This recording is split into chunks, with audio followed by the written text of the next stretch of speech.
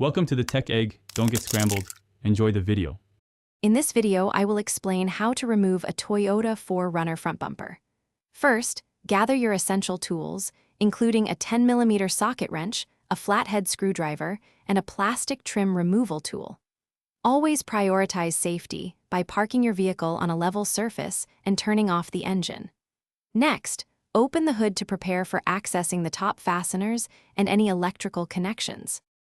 Now, let's move to the undercarriage. You will find about 9 to 10 bolts and screws securing the bottom of the bumper. Remove these first. Then, turn your attention to the wheel wells. There are typically 2 or 3 10mm bolts on each side that need to be removed. Gently pull back the fender liners to reveal any additional hidden fasteners. Next, we'll address the grille and top section. Begin by removing the plastic push pins and clips located along the top of the grille. You might also need to detach 2 plastic cowlings in the engine bay, one over the intake and another near the radiator. Finally, check for any remaining 10mm bolts securing the bumper near the headlight assemblies. Before the final removal, disconnect all electrical harnesses, such as those for the fog lights and any front sensors.